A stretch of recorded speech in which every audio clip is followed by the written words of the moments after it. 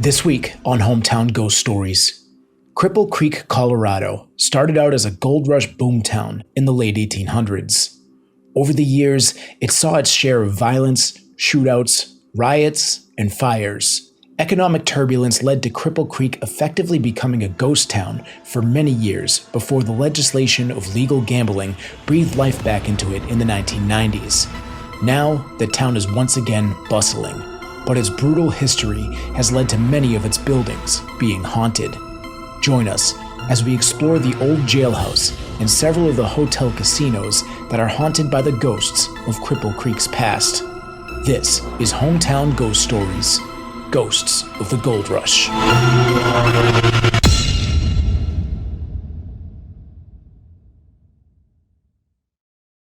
Hometown Ghost Stories contains serious and often distressing events and is not intended for all audiences. Viewer discretion is advised. The Imperial Hotel and Casino, Cripple Creek, Colorado, 1994. It very well could have been the fact that it was nearly 100 degrees in the room that the man was sweating so profusely, but Richard knew that wasn't the case. He'd watched the man's disposition change from blissful excitement to disbelief to pure fear. He was the fourth person that day to hit the jackpot on one of the slot machines. The pit boss was furious. Richard had no choice but to bring the winners into the back room to have them questioned by a very large, very intimidating security guard. Each winner had the same exact story, and this man was no exception. He stammered and blurted out that a man with a bald spot in the middle of his head, with a monk-like tuft of hair growing around the bald spot, had told him which machine to play to hit the jackpot. He said it was a guarantee every time. The pit boss and the security guard didn't buy it, but Richard was beginning to put it all together.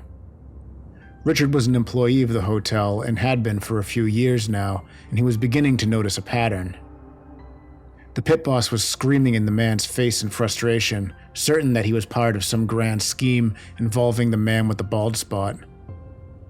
After a second and third winner had given the same exact description, the casino was searched with a fine-tooth comb for the mysterious man, but no such man was found.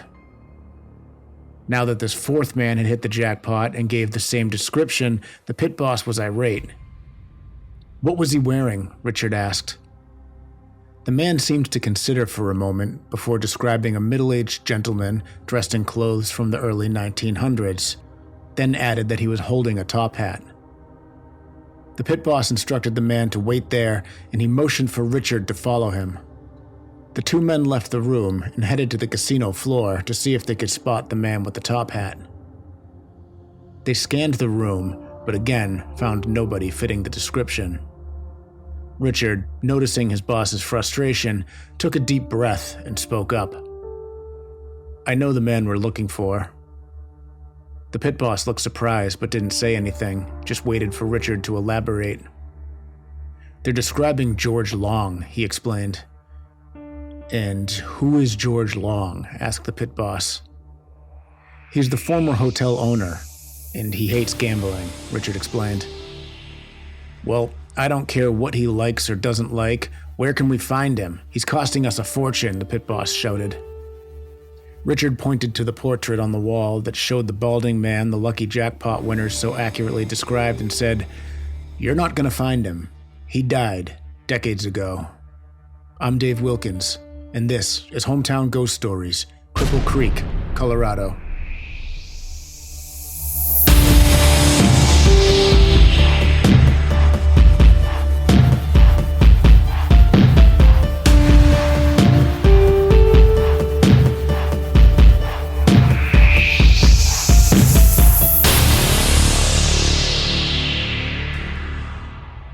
Cripple Creek, Colorado began as little more than a quiet valley until one fateful discovery changed its destiny forever. In 1890, a rancher named Bob Womack struck gold, setting off one of the last great gold rushes in American history. Almost overnight, the sleepy settlement transformed into the bustling boomtown, swelling to over 50,000 residents as fortune seekers, gamblers, and outlaws poured in, each hoping to stake their claim to wealth. The town soon became synonymous with gold, producing over $500 million worth of the precious metal and turning ordinary men into millionaires. But along with prosperity came chaos, violence, and tragedy. The year 1896 brought one of the town's most harrowing events, 2 devastating fires.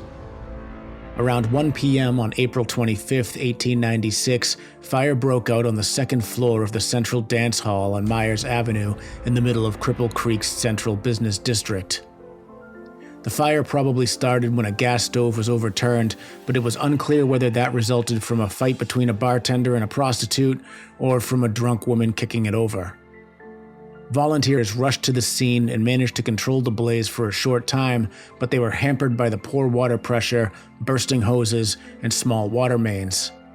Within an hour, the water ran out, allowing the fire to consume several gambling dens and parlor houses on Myers Avenue.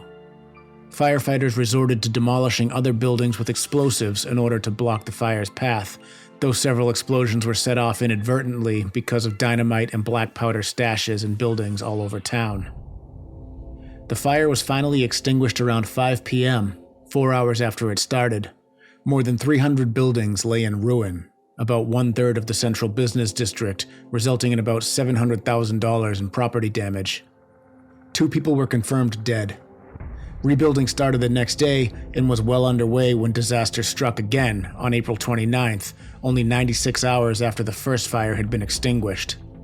Again, the blaze started around 1 p.m. when Frank Angel, head chef at the Portland Hotel, jostled a pan in the hotel kitchen. The pan splashed hot grease onto the stove, causing a flare-up that ignited the grease-soaked wallboards behind the stove.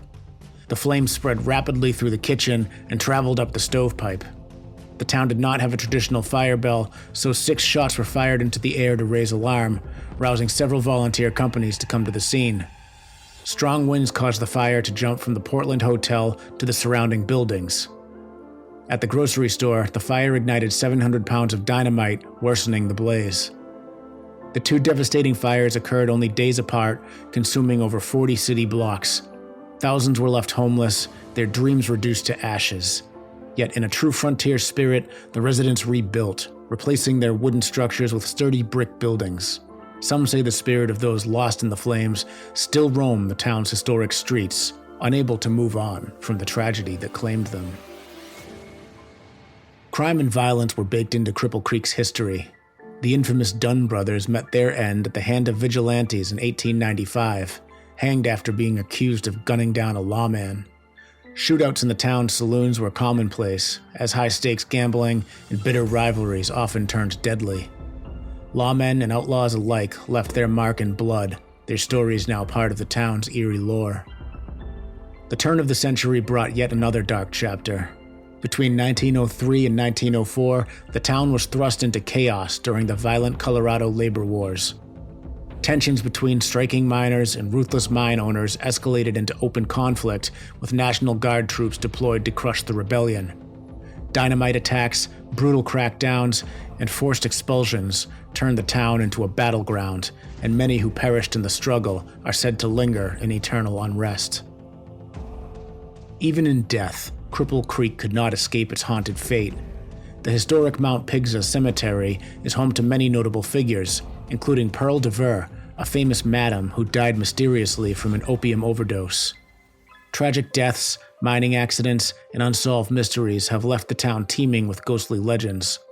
From the ghosts of miners still wandering old tunnels to the flickering lights and whispering voices in the abandoned hotels, Cripple Creek has become an infamous haunted town.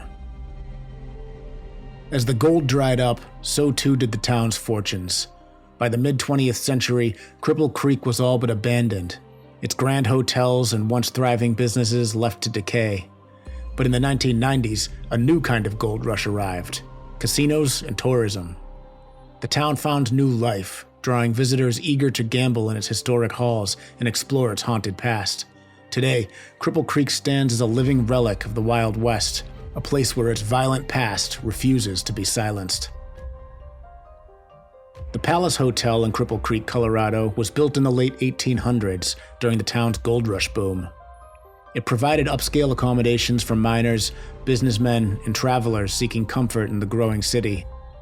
Over the years, it witnessed typical activity of a frontier town, including gambling, business dealings, and daily life in a mining community. In addition to its historical significance, the hotel has gained a reputation for being haunted. Guests and staff have reported unexplained footsteps, disembodied voices, and flickering lights.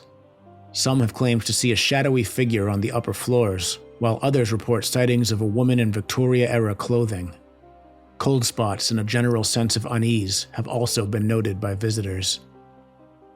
While the exact origins of these paranormal occurrences are unknown, many believe they're connected to the hotel's long history.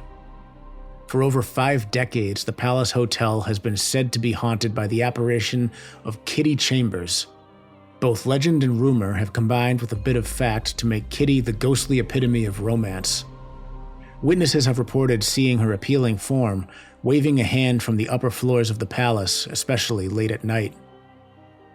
The historic hotel is also said to be haunted by its former owner, George Long, who allegedly liked to flirt with the ladies and play the slot machines. Several nighttime security guards have reported hearing the sounds of slot machines and coins hitting the hopper late at night after the casino has closed. However, upon checking, they find no one there, and the machines show no signs of malfunction. These accounts have contributed to the Palace Hotel's enduring reputation as one of Cripple Creek's most haunted landmarks. The original Victor Hotel and Restaurant was constructed in early 1894 by the Woods brothers, coinciding with the completion of the Florence and Cripple Creek Railroad to accommodate incoming travelers. This impressive 2-story wooden structure featured a cone-shaped tower, enclosed balconies on the upper floors, and the modern convenience of electricity. However, in August 1899, a massive fire tore through Victor, consuming the hotel along with the rest of the town in just 5 hours. Undeterred, the Woods brothers rebuilt the structure using brick and stone to ensure its longevity. The new, larger building, known as the Bank Block, housed the revitalized Victor Hotel and Restaurant, along with the Woods Brothers Investment Company and the First National Bank. One notable feature of the hotel was its elevator, which would later serve an unexpected additional purpose. During the winters, when the ground was frozen between October and June, it was impossible to dig graves for those that died in the quickly growing city. As an alternative, the bodies were taken up the elevator and stored on the 4th floor of the building until the ground thawed enough to bury them. Many believe that the spirits of the long-deceased Victor residents still linger in the historic hotel. While they appear to be harmless, numerous guests have reported seeing ghostly apparitions on the 4th floor. These figures, resembling both doctors and patients, sometimes appear to be missing limbs or even heads, wandering the space that once served as a temporary morgue. Other parts of the hotel are also believed to be haunted, including the basement, the elevator, the 3rd floor, and the kitchen. Throughout the building, guests frequently report seeing misty figures and hearing unexplained footsteps, often accompanied by sudden cold drafts. In the kitchen, employees have experienced utensils mysteriously being thrown across the room. But the most prevalent ghost is that of a man named Eddie, who allegedly fell down the elevator shaft years ago. Staying in room 301 at the time of his death, Eddie has often been seen in the room, in the hallways, and in the elevator. Guests who stay in room 301 also report hearing footsteps and other strange sounds that cannot be explained. Though the elevator is regularly inspected and maintained, it often tends to activate itself going up and down the shaft when no one is near it, always stopping on the 3rd floor. The elevator's ghostly activity usually occurs around 3 a.m. The now closed Imperial Hotel is also known for its haunted history. This historic building has stood on the property since 1896, originally built as an annex to the popular Collins Hotel, which opened in 1893. Following a devastating fire that left many people homeless, the annex was constructed with 26 rooms and became known as the Imperial Hotel. George Long, an architect and painter, was known for his love of his family and his fondness for Scotch whiskey. Born deaf, he grew up in England, where his condition was seen as an embarrassment by his family. Seeking a fresh start, he immigrated to the United States and settled in Denver, Colorado, where he had extended relatives. While in Denver, George fell in love with and married his first cousin Ursula, despite the social stigma and potential genetic risks. Their marriage was not well received by his family, leading them to relocate to Cripple Creek around 1905. Together, they had 2 children, but their family life was marked by tragedy. Their daughter, April, suffered from severe mental health issues, likely due to inherited conditions. As she grew older, her outbursts became more intense, making it difficult for her parents to manage her. Rather than committing her to an institution, George and Ursula chose to keep April confined in their apartment next to the hotel lobby whenever her behavior became uncontrollable. This arrangement worked for a time, ensuring the safety of both the family and the hotel guests. However, as April's resentment grew, her anger turned dangerous, leading to a fatal incident that ultimately forced her removal from the home. According to legend, Alice struck her father in the head with an iron skillet, causing him to fall to his death in the basement. It's believed that his spirit never left the building.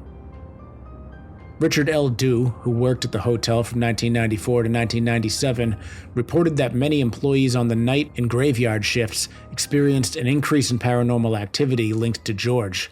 Known for his mischievous presence, George was often sensed in the hotel's casino after hours, seemingly drawn to the slot machines. In an apparent act of protest against their presence, he would tamper with them, occasionally triggering the unexpected jackpots. The growing need for a jail in Cripple Creek became clear in the early 1900s. In 1901, the county courthouse was built on Bennett Avenue, and a jail was constructed about a block and a half south on the opposite side of the street.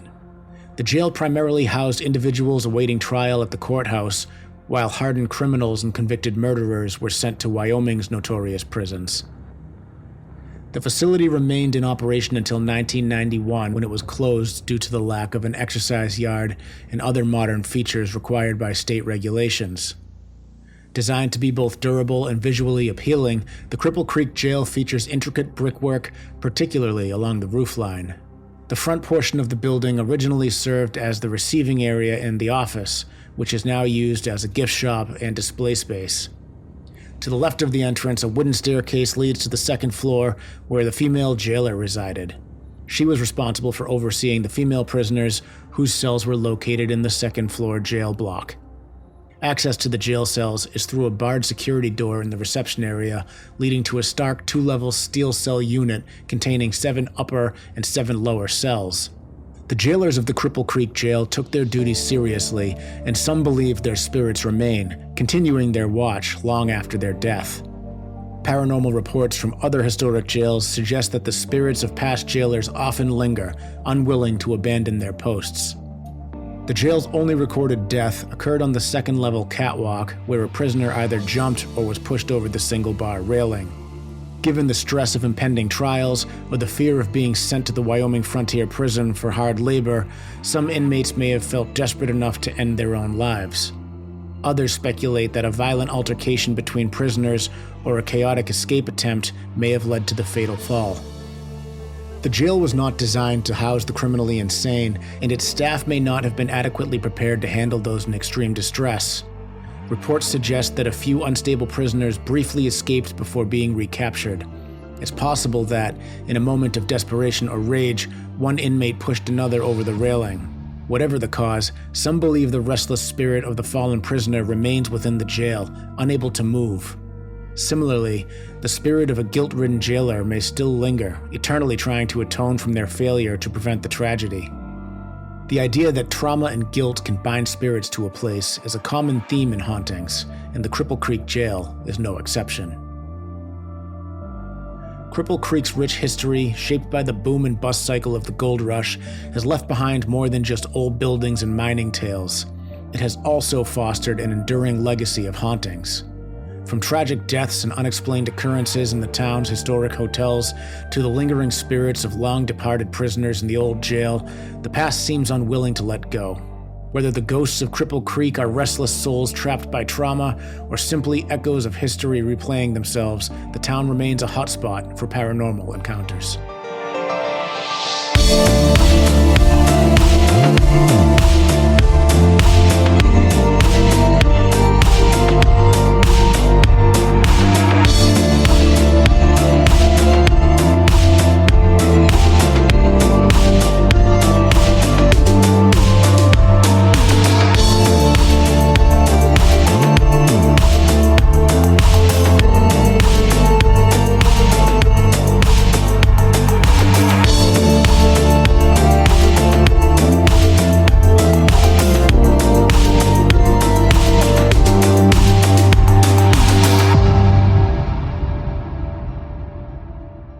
What is going on, folks? Welcome to Hometown Ghost Stories. This is episode number 157. Back in Colorado. It's been a while, but we're covering Colorado today. I'm Jesse Wilkins, joined by Rob Coakley. Hello, Rob. So we have a P.O. box, and I encourage our listeners to use it to send me as many cast iron pans as they can that I can swing at Dave to see which one is the best, obviously. I don't know if they'd fit in the P.O. box. But you know what would fit in the P.O. box is Dave. Hello, Dave. Hey. Rob, you couldn't swing a cast iron pan. Those things are heavy. Yeah. Do you know how strong I am? Do you not see me work out before the show starts? I know exactly how strong you are. I want to give a big shout out to everybody hanging out in live chat. Got 20 gifted Hometown Ghost Stories memberships from Matthew T. Another Vice threw in 20. Brenda C. donated $50 in Super Chat. Says, just because you all are my favorite. Thank you so much. Tess gifted 50 and Crazy Legs gifted 5. So thank you so much for all those gifted memberships. You guys are absolutely amazing. Love it. So Cripple Creek, Colorado is what we're talking about today. That is right. Only our second time covering Colorado. Pretty big state. It is on there. Jesse, I think this is actually your first time covering Colorado because you were not with us the first time we covered it. Greece. Episode 97, I believe, was Denver, Colorado. That's right. Very good. Correct. But this is a pretty interesting town. It's kind of little town that I hadn't heard about until I stumbled across it, just looking for haunted little towns. And it was kind of off the grid for a while. It was a boom town for the gold rush back in the late 1800s. And then it was pretty much a ghost town after that era until the 90s when they legalized slot machines, and then tourists started coming back. So pretty cool to have an old ghost town like that kind of come back to life, because you don't really see that. Especially after that much time. I had to double check because when I looked at your notes, it said 1990, and I was like, that can't be right. It's got to be 1890, right? No, it was 1990. So that is what brought life back to that town. Cripple Creek, quite a name. They don't really know where the name originated from. It's rumored that it got the name because cows would fall into the river and break their legs. Yeah, jumping over a fence is what I heard. And then it would break a leg, and that's why it got the name Cripple Creek. And then they turned the creek into the town name. I thought I heard somewhere, and I could be wrong. I could have heard it wrong, but I thought that a Cripple Creek was a term for a creek that is very winding. And I thought that was why, but I could be wrong. I might have just made that up. So maybe it sounded legit. Do you know that you will be fact checked in the comments for this? I've already been fact checked. It was episode 91 that we covered Denver, Colorado, not 97. Okay. So I'm glad there are other people who know our show better than I do. No, you are right. So a Cripple Creek is a meandering or crooked stream. The name may come from hunters who crippled a large buck or elk at the creek. Okay. But yes, according to Google, it's a town in central Colorado that was established during the gold rush, and it was named after a stream where livestock often became injured. So we are smart. We were right. We were both right. And you were right too. Yeah, look at that. It took us 50 minutes to get there, and the show's over, but we did it. I know, right? Fun little weird fact about Cripple Creek is there is a herd of wild donkeys that live in the area that just are released in the town once a year to just kind of hang out in town. And I thought that was pretty cool. So I guess during the gold rush era, donkeys were used to haul ore carts through the narrow underground mine tunnels. And as mining practices modernized, the donkeys were released to roam the hillside surrounding Cripple Creek. So then in 1931, the 2 Mile High Club was formed to care for the donkeys, providing veterinary care, food, and shelter. And now, to commemorate their historic and heroic efforts in the mining efforts, each spring the donkeys are released to roam free in the town, a tradition that continues to this day. That's so nice of them, letting the donkeys get terrified by vehicles and things. Drunken casino goers. Just get them right out of their comfort zone. Yeah. Do we ever wonder if they're having a terrible time during this event? I feel like sometimes celebrating you. I know sometimes people do things with animals that it's like, that is great for the people, but the animals are like, why are you doing this to us? Yeah. Yeah, I remember my friend Will growing up. He had this dog, and the dog was never allowed upstairs. They just never took the dog. Dog never came upstairs. Would be yelled at if he went upstairs. So one day on the dog's birthday, they're like, let him go upstairs today. And they like had to drag him up the stairs, and he was just standing there shaking. He's terrified of this new world. They're like, all right, never mind. Go back downstairs. You're happier down there. It's the thought that counts. Yeah. But there's a lot of crazy history in Cripple Creek. Lots of saloons, lots of gunfights, lots of crazy fires. The 2 fires that ravaged this town back in the late 1800s was just really unfortunate. These ghost towns, not ghost towns, but these mining towns that would pop up, everything would just be made of wood because everything was built so fast. So anytime you had a fire, it pretty much would just level the whole town. This happened to Cripple Creek. This happened to Victor, the town next door. It happened so frequently with these Western mining towns. But for this one to have one fire pretty much level the entire town, and then 3 days later, as they're starting to rebuild, have another one do exactly and is just really like, you probably should just pack up and give up at that point. You got to get out of there. It does sound weird, but at least it was only 3 days later, because had it been 3 months later, they would have got a lot more built. 3 days, someone's probably looking at their burning rubble being burned again. They're like, oh, well. That's actually a good point, because at first you're like, that's so unlucky. But I think you're right. It would have been more unlucky if it happened the other way around. If you're doing construction, you're like, you've got to be shitting me, though. Like, especially because you get some framework done, you're starting to build up again, then it all just burns down again. Yeah, I think that's when I pack my bags and leave. Like, this just isn't for me. Yeah. Right. Exactly. But I learned a lot of the history from this town from a book written by Mabel Barbie Lee. And her book is called Cripple Creek Days. And it's basically like her memoirs of living in town. And it was actually pretty interesting, some of her insights. I'll have this little snippet from her book that I wanted to share because I thought it was a fun story. But she was a little girl at the time. She was 8 years old, and her prospector father couldn't resist the call of gold when the news spread about the strikes west of Pikes Peak. She and her mother were sent from Utah to live with relatives in the Midwest while her father got settled in the new town. Finally, after trips by train and stagecoach, the two were sandwiched like sardines in a coach drawn by 6 horses just hours away from arriving in their new home. Then the little girl was awakened by her mother and sleepily was led outside to stand in line with the other stagecoach riders. The caravan had been struck by bandits who moved down the line, confiscating valuables. Mabel had been clutching a silver dollar, and she was not going to let the outlaws find it in her pocket. But how could she keep them from discovering it?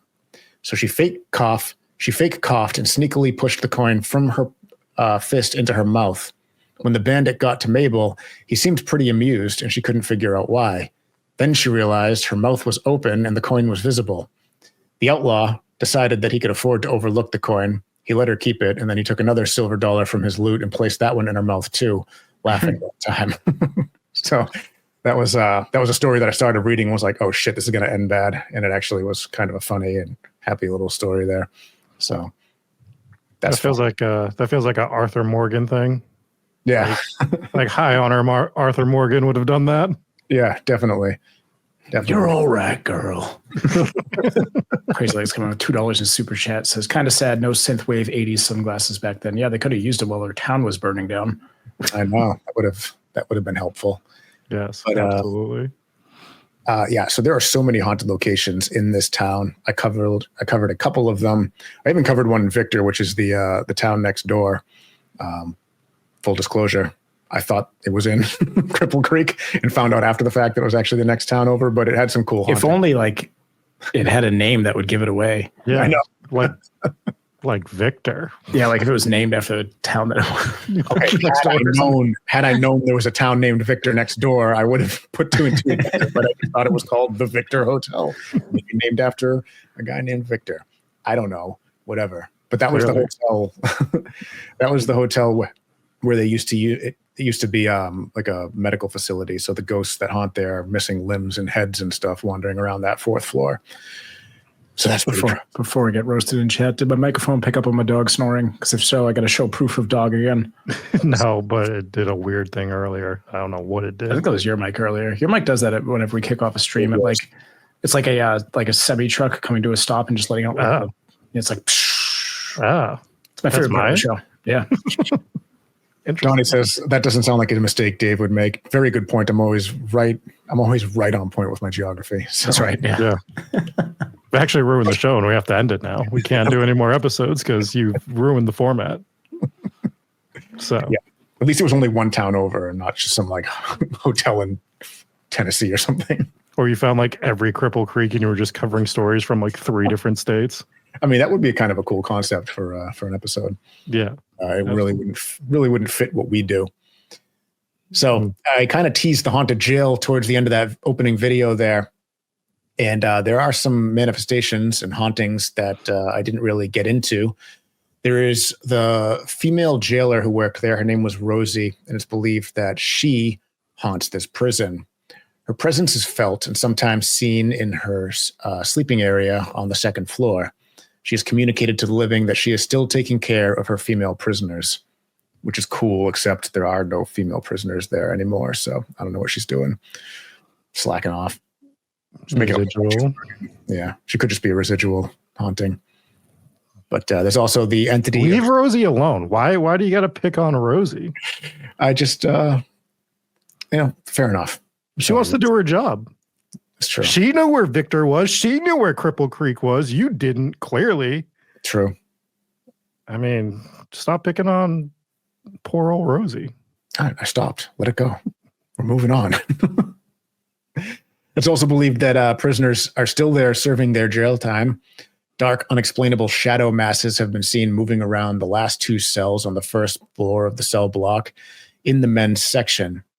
Near the spot where the prisoner died from falling from the catwalk, witnesses have heard heavy breathing near the spot where the prisoner fell to their death, and the main security door that separates the jail from the gift shop have been known to fly open with strong force behind them, caused by an entity, presumably, still trying to escape, perhaps reliving a moment in life. So prisoners used to escape from this jail all the time, and from what I was reading, it was usually the mentally ill prisoners that would escape. Better, even better. Which is a weird detail because they're more creative. I guess. Were they just not watching them? Or they're like, what are these guys going to do? I don't know. It just seems weird that it was the mentally ill ones that would. Maybe their cells weren't not as secure maybe, but secure. I don't know. Yeah. I don't know either. I don't know. Yeah, maybe I don't know. I got nothing. I don't know, just leave him outside. He's not going anywhere. Yeah. There's also the entity of a little girl that haunts this prison, and nobody knows why, but the ghost of this little girl has been seen, and she's usually seen walking through the front door. She stands beside the living in the gift shop area. What the heck does that mean? Just stands next to live people. Yeah. Oh, gotcha. Yeah, that makes sense. And then slowly fades into the air. So I was thinking that this could be maybe the daughter of one of the inmates who maybe visited. That could be an emotional experience for Papa Squatch donated to the Maps for Dave Fund. Help Dave learn where he's been and where he's going next. Also, I don't know what setting we put on through StreamYard where these comments are just aggressively huge, but I like it. Also, we had $10 in super chat from Lockwood and Company, so thank you so much, Lockwood. Missed out on typing a message because it would have overtaken the entire screen on YouTube, but hey, that's all right. Thank you guys so much for the donations. Appreciate it. We're going to need that fund because we have a trip coming up in the next few months that there's a chance that we have to go through 4 different states in the Midwest. And I'm scared to let Dave drive at all because. Cool. Don't. Yeah. Well, I'll happily be the passenger princess in that situation. There was one haunting account at this jail that I thought was pretty cool by somebody who works in the gift shop, and she had seen face, like a solid face, through the glass of the front door. And when she went to go open the front door because she assumed it was just somebody there, she opened the door and there was nobody standing there, which is I heard about that one. Yeah. And she said it was the face of a man. So it's not like she could have just mistaken her own reflection. Because so she had talked to some people about it to try to figure out who it was. This was at the old jail, right? Mm-hmm. Gift shop. Yeah. So the people that she had talked to, apparently they had said that she was describing one of the former guards there. Oh, no kidding.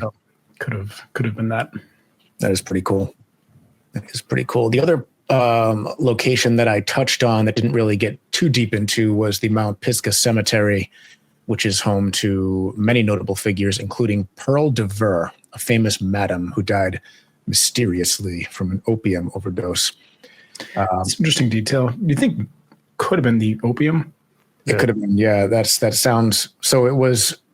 The speculation isn't the fact that she died from the opium. That's pretty obvious, but they ruled it an accidental death. But it had also been speculated that it could have been a murder or a self-termination, like an intentional one. So, okay, I guess it's a little mysterious. Yeah, that's what's mysterious about it. Did she accidentally smoke way too much opium? I mean, I don't know. The mysteries around it. So do they think somebody forced her to do it or something? Maybe. So she was pretty successful in town and was a pretty public figure, and also controversial because of her line of work. So she arrived in Cripple Creek in 1893 at the age of 31 from Denver, where she amassed a small fortune from her services to the wealthy men of the city, purchased a small frame house on Myers Avenue, and she opened up for business and was an overnight success. Soon after that, she met and married a small mill owner named C.B. Flynn in 1895, and he operated his mill, and Pearl continued to run her brothel. Then the Great Fire happened in 1896, which reduced both businesses to ash, and Pearl decided to stay and rebuild while her husband decided to move to Mexico and work in the iron smelting field. So they split paths because Pearl just refused to give up her business. So she rebuilt and built this big brick building, and the building is now the Homestead Museum, which still stands. Yeah, that marriage must have been rough. If he's like, I could stay together with you and run this really successful business, but I think I kind of want to move to Mexico and smelt iron. Yeah, I mean, if your wife's business is prostitution, I don't know, how good could that marriage have been? That's a good point. Yeah, valid. So she rebuilt, and then 4 women joined her, and which pretty much made this the most infamous house in the whole town, drawing rich clientele from as far as Denver. And then on June 4th, 1897, she threw a very extravagant party sponsored by a millionaire admirer from Poverty Gulch. And when she appeared, she was resplendent in an $800 shell pink chiffon gown, complete with sequins and seed pearls, imported from Paris. So $800 back then would have been quite a sum of money to spend on a dress. So she at least appeared to be very wealthy. So over the course of the night, she overindulged. Burdett has figured out the whole mystery. He said, maybe he left her because she smelt. Yeah. He's like, you know what? I'm going to go smelt myself. That's a great theory. I'm not going to rule it out. So over the course of the night, she overindulged herself with alcohol and retired to her chambers for the evening. She took some morphine to help her sleep, which was common practice at the time, but likely unnecessary given the amount of alcohol she had consumed. I'm guessing this is what led to the accident, what was believed to be an accidental overdose. But it also could support murder, because if she had already drank so much, why would she take morphine, right? If you're going to bed because you're shit-faced, you don't need morphine to sleep, right? I don't know. When I drink alcohol, it keeps me awake. I know that's a reverse thing, and it's the opposite for most people, but one of the reasons I don't like to drink is because it either wakes me up all night or I have trouble sleeping. So, yeah, I don't know. That doesn't, that's a mystery. Have you tried drinking every day instead? No, I have not. Get really good at it. So she took the opium, and she, during the night, one of the girls checked in on her, and she was laying in her bed, still draped in the dress, and they found her still breathing heavily, but they were unable to wake her. So they summoned a doctor, but it was too late. And at the age of 36, Pearl DeVere died on that early morning of June 5th, 1897. The coroner stated that Pearl died of an accidental morphine overdose to induce sleep, but there were other theories. And her body was taken to the undertaker, and her sister in Indiana was notified. And her sister, having believed for years that Pearl was a dressmaker, she was shocked and horrified to find Pearl had dyed her hair red, and she learned of her true vocation. Furious at the undertaker for letting her make the long journey, she left in a huff and refused responsibility for her sister's remains. So Pearl was buried in her French gown in the Mount Pisgah Cemetery, just with an old wooden grave marker. But then within just a few short years, Pearl and her grave were forgotten. And it wasn't until the 1930s when Cripple Creek began to promote tourism with Cripple Creek Days that people became interested in the story of Pearl DeVere and her grave, which had been lost in a weed-filled corner of the cemetery, was replaced with the monument that I'd showed in the opening video, which is like a nice stone monument with a heart. Yeah. Has her name and date on it. So now Do we the have a place, ghost?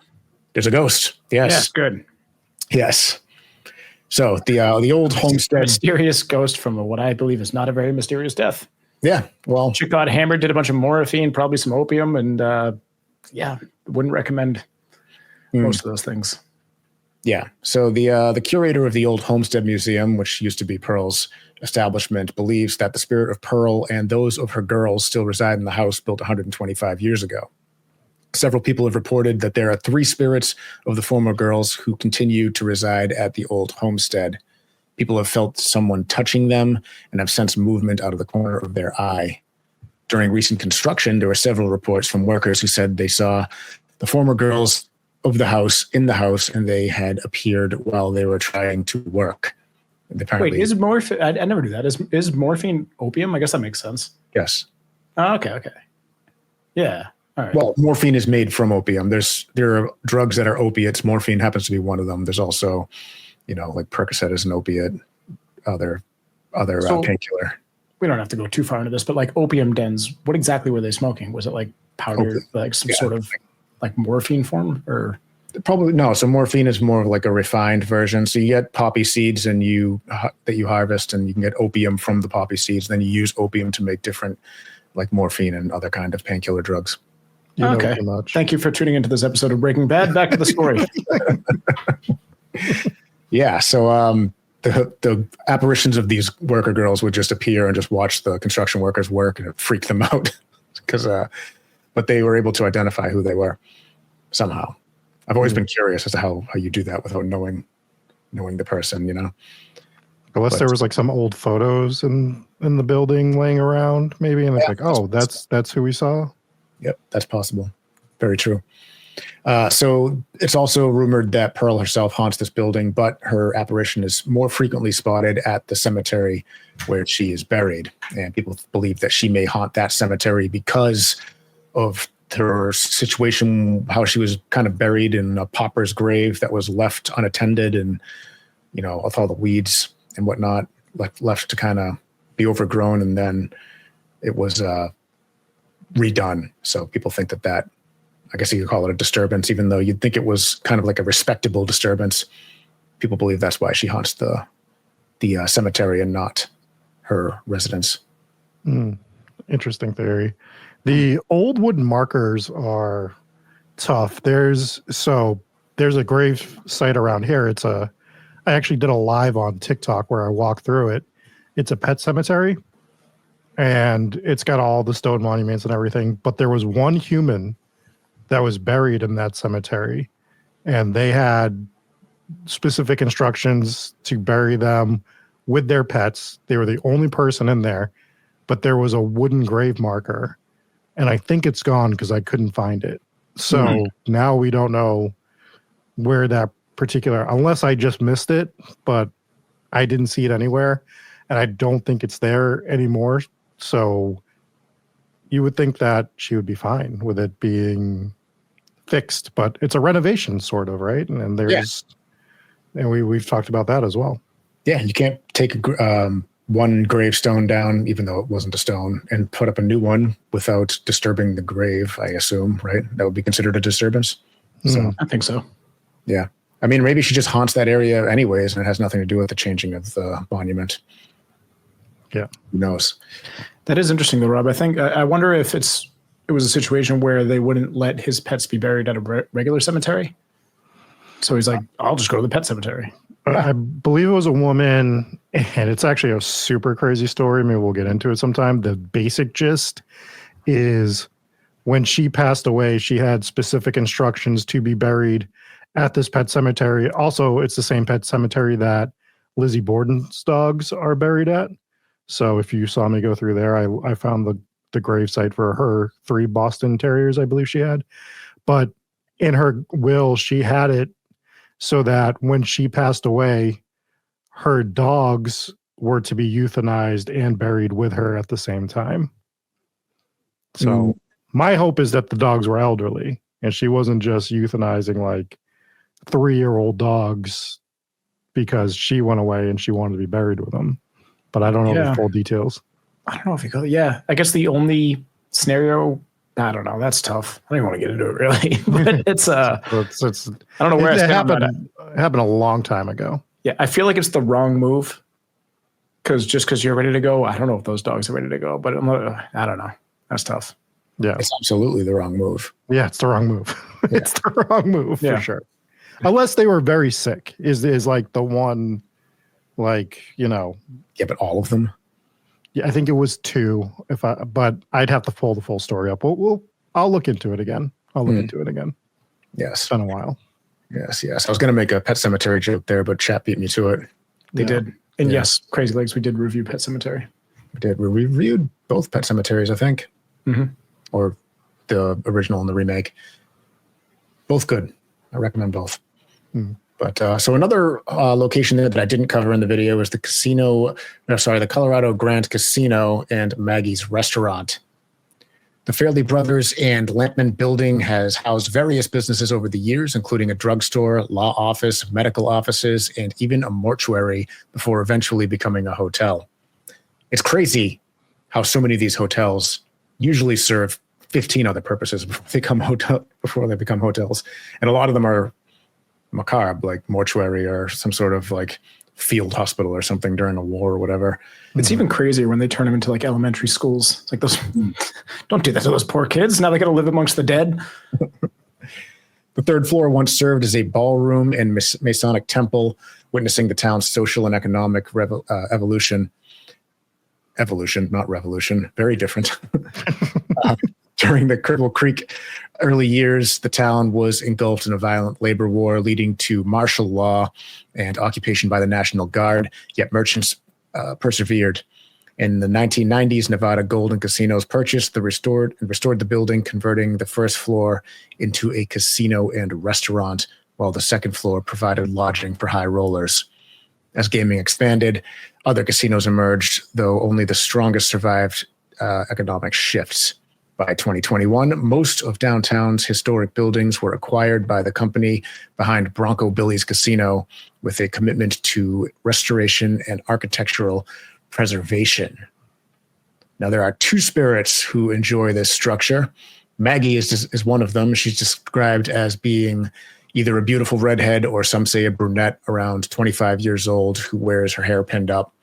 The 2nd spirit is her male companion who likes to play with the slot machines as well as her. So no one really knows who Maggie is or her companion because there have been so many different owners of this place and it's served so many different purposes. It could have been from any of the number of purposes this building sold. So it's hard to really pin down exactly who she was, but it's believed that she was not a prostitute because the so-called, not my words, the so-called soiled doves were only allowed to practice their trade in parlors in town's red light district along Myers Street. This is hauntedhouse.com if you want to. Yeah, not a great name. Not a great nickname for the ladies there. I'm assuming that's just the nickname that they maybe used back then. I don't know. Maybe. There has to be a band named the Soiled Doves. Just absolutely has to be. Sounds like it would be like a 90s grunge band. Yeah, exactly.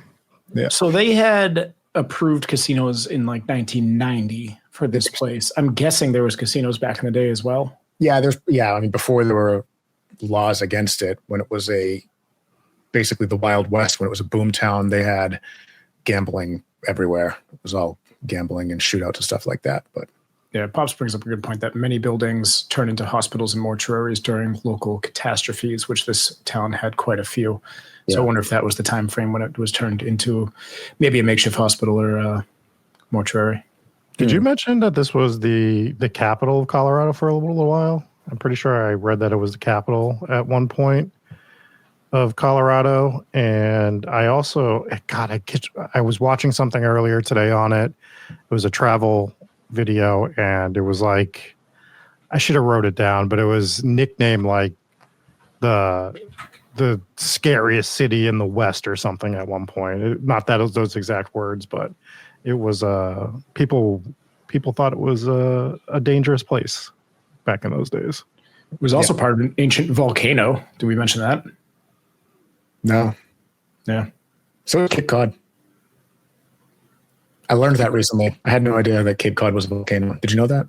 I did not. Yeah, that's why it's got that weird shape. It's like it's the top of a volcano. Oh, really? Yeah. That's kind of cool for people that aren't familiar with Cape Cod. It's like the arm of Massachusetts that does a little spiral thing. So that's like the top of a volcano. Yeah. Wow. Yeah. That's cool. It is cool. Maybe it'll erupt and destroy the old Pufferbilly's building. That'd be nice. That's the worst building. That's what finally takes out Bird's Landing. For chat that doesn't know, Pufferbilly's was the worst club on the planet that we worked at for far too long. Yep. And It's amazing that we're not stuck to the floor still, just walking. we could. How do we ever get out of there? Yeah. But yes, but there was quite a few occasions that I was kind of just praying it would get destroyed by a volcano. Little did I know it was possible. Yeah. Yeah. Let's hope that happens. Did you guys check to see if Cripple Creek was ever the capital of Colorado? Because I think that sounds absurd. I'll double check right now. I'm an expert on geography, so I don't know if it's the geographical facts, but whatever. So these two spirits haunt the building, and Maggie has always had a positive mood and demeanor and makes sure that she has a good time in her afterlife by doing what she has always enjoyed doing in a building that she loved. And what's kind of funny about her haunting this place is that while she was alive, she lived during a time where there wouldn't have been slot machines, because this haunting obviously right. But that doesn't mean, so if it's an intelligent haunting, she's just hanging out at the place she likes and she sees slot machines, she wants to play them. Now, is her companion the one that helps people win the slots? No, that's a different hotel altogether. But this one, so security cameras have caught her playing on the slot machines with her male companion. And since there were no slot machines in this building before 1991, means that she discovered a new toy to play with. And apparently the ghost seems pretty amused by these slot machines, which is kind of a funny haunting. The update is Cripple Creek was never the capital of Colorado, as Denver had already been established as the capital well before. So whatever video I watched, liars, just absolute liars. Yeah, I thought that sounded fishy because it was literally just a mining town. It would be strange to have that as the capital. So good to fact check that type of stuff. The Imperial Hotel. Now, this is the one that had possibly my favorite haunting of all time, which is the one I talked about in the opening ghost story. And this hotel is haunted by George Long, who was the original owner, who seems like he might have been a pretty weird dude. He was kind of ostracized from his family for being born deaf, which, shame on him, right? How dare you? And so he moved away. He was originally from England. He left England, came to the United States, where he stayed with extended family, and really liked his extended family because he married his first cousin, and they had a child who was affected by the genetic defects that sometimes happen when inbreeding happens. So I'm starting to think inbreeding isn't a good idea. Yeah. There's a stigma. But they were like, oh God, we made this child and this child is now horrible. So what do we do? What's the appropriate thing to do? Just keep her locked up in the room next door and don't let her out in public. That way she can't embarrass you. So unfortunately happened like way too often. Oh yeah. I mean the inbreeding and then the children that were born from this, poor them. They didn't do anything wrong, and they get locked away. Seems like every haunted house has that story of the kid that was locked away because he was, had some sort of disability, and they chained with a radiator. Mm-hmm. Which most of the time, those stories are probably completely fake, but unfortunately, a lot of times they are very true. Probably not completely. No. I'm just saying in some of the haunted locations we go to, and we've been to a couple where they're like, and this is where they chained the kid to the radiator. We're like, which kid? Yeah. Like, there's no records of a kid being here. So you got to question those things sometimes. But they undoubtedly treated people with disabilities absolutely horribly back in the day. And this is one of those cases. When are we going to chain Dave to a radiator in a haunted location for the entire night? It's a trigger object, Dave. You have to do it. Yeah. Yeah. It's just 6 hours. Yeah. I didn't sign up for that. Leave me out of it. Chain yourself to a radiator, Rob. But so keeping her locked in that room to therefore not embarrass them or hurt people that came into the building worked until it didn't, because apparently she got sick of it and then smashed her father over the head with a cast iron frying pan, leading him to die. Good. So, yeah, you can't pull shit like that. Yeah, well, those webbed hands are very powerful. Webbed hands, more aerodynamic. That's swinging a cast iron skillet, right? But so he's believed to be the ghost that haunts this area, and apparently his ghost does not like the idea of gambling. So when the slot machines were added to the building in the 90s. His haunting was he would go and just make all of them give out endless jackpots to everybody. That's so much better than hitting people with cast iron skillets. Yeah, absolutely. Or imprisoning them against their will. Yes. So yeah. Is he still doing this? No, should we redirect our next trip? They got rid of the slot machines, and apparently the hauntings kind of died down after that. I mean, obviously the haunting of the jackpots hitting would die down after you get rid of the slot machines, but apparently like the other hauntings that would happen that were attributed to this guy also died down after they got rid of them. So you don't just get rid of your slot machines. They had to sell the slot machines, didn't they? Because too many people hit the jackpots. Yeah, I don't know. I mean, if you're losing money on them because the jackpot keeps hitting, I assume they're defective and you would absolutely get rid of them. I don't think they got rid of them because they're like, the ghost doesn't like it. We have to get rid of this. I'm assuming it was because they were defective. So that's the best kind of haunting. That is amazing. Yeah, we need to find that. We need to find more of those hauntings. Yeah. We need to go investigate heavily. I know. Investigate all weekend. I hate slot machines. I've always hated slot machines. I can't do it. Yeah. It's like Rob's kryptonite. He'll go win a poker tournament and then blow it all on the slot machines on the way out. I'm sitting there like, this isn't even fun for me. I don't know.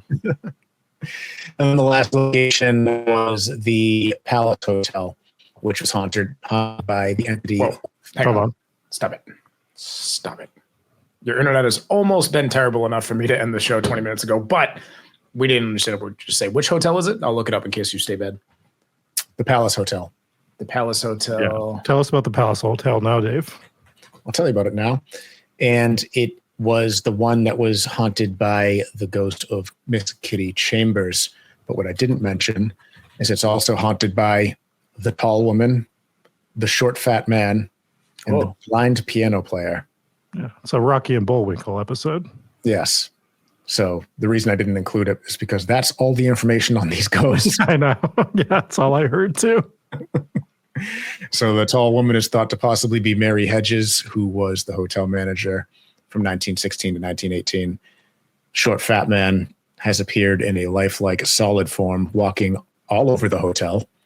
And witnesses haven't realized that he was a spirit until he suddenly vanished into thin air. Though it isn't known who this gentleman is, perhaps he is one of the previous owners or the good Dr. Chambers himself. Did we mention, we were just talking about the Grand Imperial Hotel, right? The previous one? Yep. Yeah, our Imperial Hotel, but they call it the Grand Imperial. Did you mention Dr. Luigi? No. Oh, Dr. Luigi makes noises on the second floor. And that's all the info I have for Dr. Luigi. Next week, we'll dive into the history of Dr. Mario. What do we think his noises are? Just like, ah! Yeah, just the coin going bing as he punches it in the air. Oh! Whenever he sees the ghost. A ghost seeing a ghost. Who would have thought? Yeah. That's pretty great. Yeah. It's just that ever so familiar sound of killing a healthcare CEO. Yes. That's a topical Luigi joke. Not as fun as the other ones. I did watch a little walkthrough of this place earlier, and I love towns like this. It reminded me a lot of Wallace, Idaho, that I went to. Those you go there and you can tell that everything sort of almost looks exactly like it looked 100 years ago for the most part. So I'd love to go visit this place and do some investigating here. Absolutely. Maybe in the future. So I'm glad you found this place. I'm glad we covered it. Do we want to jump? I was going to say you're absolutely right. It did remind me a lot of the Idaho episode with the old mining town, the brothels and everything. Yeah. Very familiar. Do we want to get into some reviews real fast? Yeah, let's do it. So I pulled up a couple of Spotify reviews from the Trondheim episode, and this one is from Tech Lisa RN.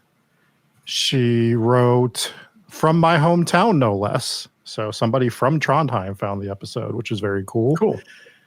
And then I'm going to read through this, and I'm going to attempt it. Great fun to listen to. I live a stone's throw from Svesborg.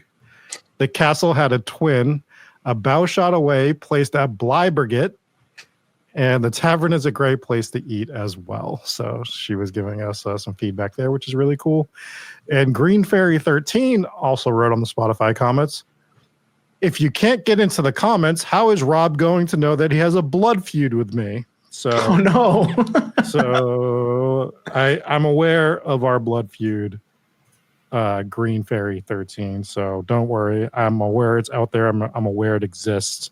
So don't worry about that. And we also have a 5-star review from Apple from A. McGuire, who I think is in chat tonight. "Introed from another show" is the title. As the title suggests, I was introduced to this podcast from another show playing one of Hometown Ghost Stories episodes, specifically Southern Gothic. HTGS is a fantastic show. It's well-researched, well-narrated, and has videos. And it is honestly quite funny at times while being informative and entertaining. It's easy and shows for the banter to feel forced and strained, but the guys riff off each other and it feels natural. That's because we all hate each other. Kudos. I'm currently binging every day at work and only have 300 episodes to go. Already eager for new ones." That's an awesome review. Yes. So thank you for that review as well. You can leave us a 5-star review on any of these platforms. If you watch us on YouTube, leave it in the comments, write 5-star review. I will read that on air as well.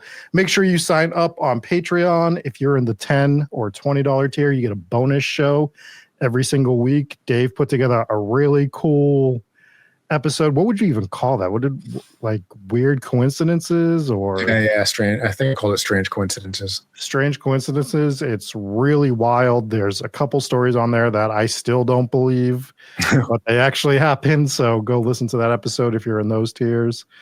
That's about it for all of that stuff. Jesse, do you have our Patreon list? Speaking of Patreon, I do. We'll start with the VIPs. This one is not in Warren's words, and that's a good thing because this person's name is F the Warrens.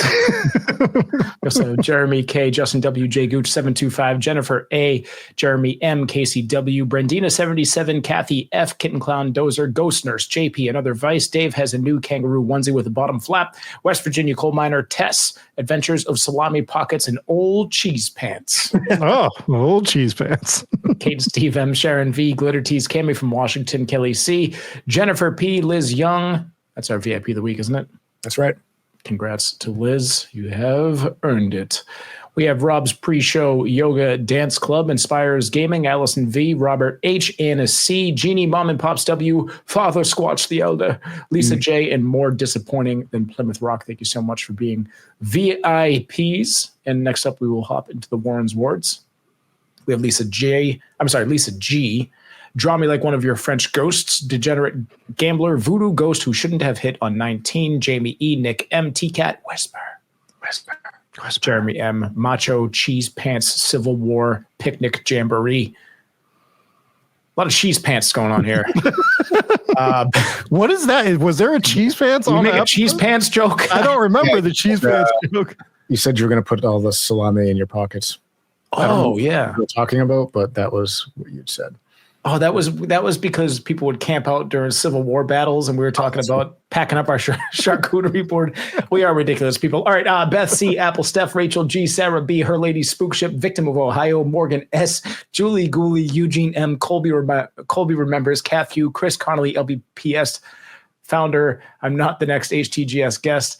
Rachel, the other Rachel B, Sarah Cook, Janice G, Mar Fire, Lily, Anthony T from the 603, Water Demons Kill You with 4,000 Giggling Beaters, Mid TN Steph, Feed Us, So Hungry, P.O. Box 828, Plymouth, Mass. 02362, Seth on guitar. I don't know what the rules are with sending rotisserie chickens, but Rob likes rotisserie chickens that come in the mail. So think about that. Do I? Yeah. Mothman met the Queen of Crime in the Woods, JP. Rob enjoys hot dog ends with soup. You could send Rob hot dog ends to the P.O. Box. I'm going to stop giving people terrible ideas. If you send him the cast iron pan in the mail that he requested, you can also send him a rotisserie chicken to cook it in. Or hot dog ends. Cole to the you know what's funny? You know what's funny about that though is I'm not the one that has to go to the P.O. Box, so Dave's going to be the one that's to scoop out these hot dog ends. Yeah, and I'm never going to take them. So I mean, if a cast iron skillet comes in the mail to the P.O. Box, I'm not giving it to you because I really like you have to. That's legally required to give it to me. I'll tell you, they're full of hot dog ends, and you can never get rid of that smell.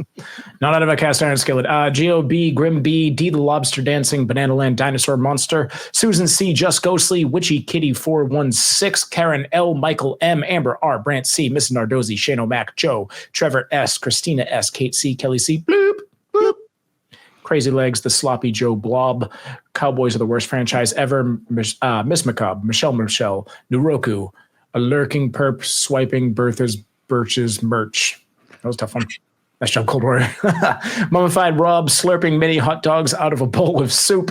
D from H-Town, Meta A, Monster Mom 04, Wicked Alley, Dark Snark. Gen Z will never know the pain of a group of cowboys outing you for getting your salsa from New York City. Okay. Megan S, Arcade Hunters, Wayne C. Getting your salsa from New York City. It's the old commercial joke. Yep. New York City. Was it? Okay. I thought that was just the most random life encounter that you've ever had. All right. Rob's curl bar is a toothpick and 2 hot dog ends. He's got to get his exercise in. Crystal Quinn, aka Not a Rob fan. Thick Boy Freddy's baby mama was definitely yeeted. Alicia E. Thick Boy Freddy will argue that the greatest movie ever made is obviously and clearly Inhuman Witch. We watched a little bit of that. So if you're in our Discord, we do some pop-up events occasionally. And this past Friday night, we watched the movie that we're reviewing that's coming out for our next movie review with everybody in Discord. And then we watched Inhuman Witch, which was wild, is what I will say. So make sure you're in Discord. So much better than the movie we're about to review. It's just give you a brief synopsis. It's a sloppy Joe comes to life and kills people. Yes. A sloppy Joe merges with a human, and as they combine, they take over people. That's all you need to know. It's because he fell on it while his spaceship was blowing up, and somehow that worked. Anyways, science. We have there's ghosts in them there hills. Sam from Nepal, Joe R, Al Capone, Huggy Bear. Great lasagna is great, and bad lasagna is bad. Solar Flare, Mariah M. We also have Kira Lee J, Cody G, Hooply Whooply, Birthday Witch, and Lieutenant Hitchcock Butt Chapel. Thank you so much for being on Patreon. $3 a month will get you there. Early access to episodes, ad-free episodes. If you don't like ads, you don't need them. You don't have to deal with them. Just go on Patreon, and you can listen to our show without ads. That's how that works. Look at that. Broke it down for you. Wow. Science. More science for you. I think that'll pretty much do it. Anything else before we sign off here? Shout out to our RIP of the week one more time, Liz Young. Thank you for supporting and always being in the chat. We appreciate you and everybody else that listens and supports the show. Oh, yeah. Speaking of which, one more time, big shout out to Matthew T, Another Vice, Brenda C, Tess P, Crazy Legs again, Lockwood, Papa Squatch, and that was that. And happy resub day to Phil, Demon King, and Taco, and everybody else who resubbed. So thank you so much for all of your generosity. Very much appreciated as always. And without further ado, I think that'll pretty much do it. We are reviewing Amityville in Space next. So I would say go watch it, but you probably should not. But you can watch our review when it comes out. And we'll be back next time for another episode of Hometown Ghost Stories. See you guys. Peace.